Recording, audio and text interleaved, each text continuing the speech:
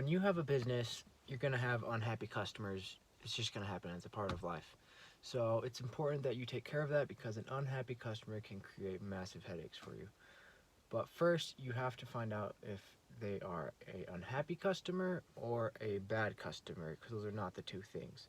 They're not the two. Those are not the same thing. Excuse me. Those are two different things. So the difference between a bad customer and an unhappy customer is that a bad customer is someone who tries to take advantage of you. They don't cooperate, and they're just a total disaster. And an unhappy customer is a fair, honest customer who isn't satisfied with the product or service for whatever reason. And the way you can tell is if they were to leave you a bad review, would other potential customers see that and think that guy's off his rocker, or would they think, I better look somewhere else? So there's a difference between the two, and so I'll talk about how to handle a bad customer a different day, but today we're going to be talking strictly about how to handle an unhappy customer. So the first thing you need to do is not take it seriously. So I remember the first time in my detailing career when I had an unhappy customer, and it was kind of a weird situation because I did the car. The guy came out and looked at it. He paid me. He gave me 40 extra bucks, which was nice. And I thought, well, he must have liked it. And then I left. He left. We actually left at the same time. And then I sent him a text asking for a Google review. And he said, actually, I got back and I looked at my car and I wasn't happy at all with what you did. And I was just thinking, like, what are you talking about? Like, you looked at it with me. Why didn't you bring anything up when I was there? Because I would have fixed it, you know? And so we just kind of had to talk it out.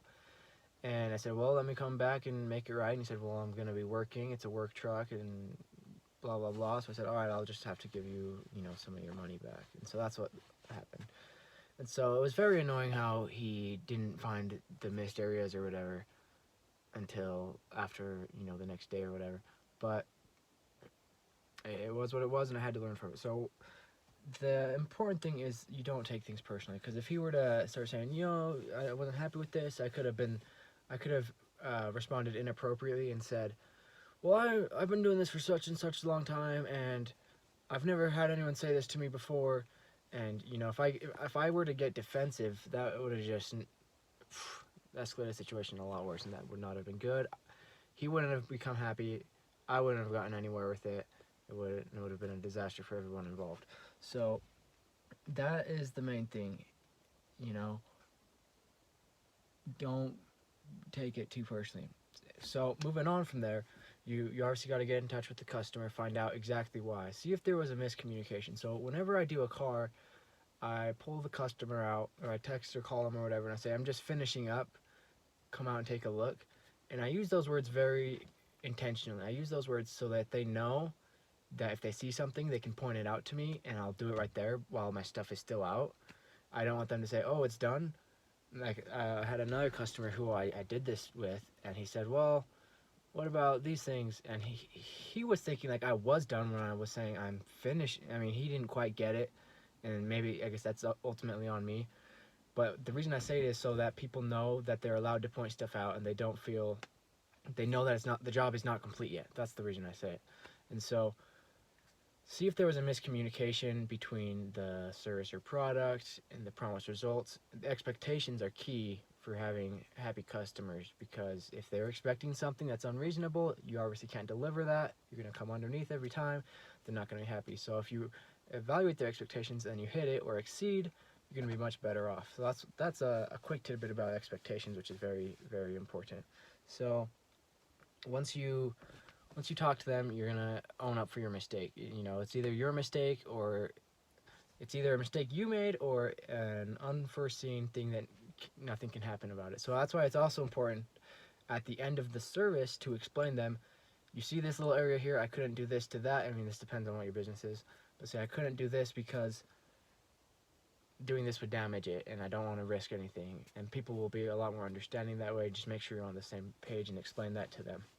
And so, but if it is your mistake, you do want to apologize and say, sorry, my bad, let's make this right.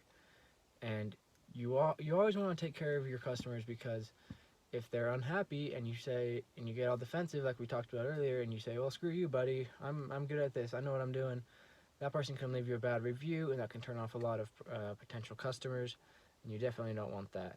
So that is another thing. You know, you got to own up for it, take responsibility, and you got to learn from the experience. Find out what the mistake was, because if one person's not happy because of X, Y, or Z, another person will not be happy because of X, Y, and Z. So you have to figure out why, you know, what the issue is, and solve it. I don't get a lot of unhappy customers, but you know, they pop up every once in a while. And so normally what I'll do is I'll try to either go back and make them happy, or I'll give them some of the money back, and that seems to make them happy. And your goal should be to make them a happy customer, but at the very least make them, you don't want them to leave you a bad review. That would spell disaster for you. So that's what you want to avoid at all costs. So that's why I try to give them money back, and then I don't even ask for a review, even though I probably could, and they could say, well, we worked it out, and then it ended out well. That would probably help. But to me, there's a risk of them leaving a 4 or 3-star or whatever review, and that's just what I'd rather not risk that.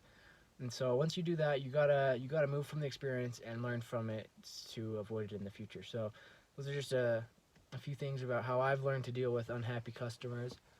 If you've liked this video, feel free to subscribe so you can get other content like this. And if you have any video suggestions or ideas or questions, drop them below in a comment. I'll be sure to look at them. Thanks.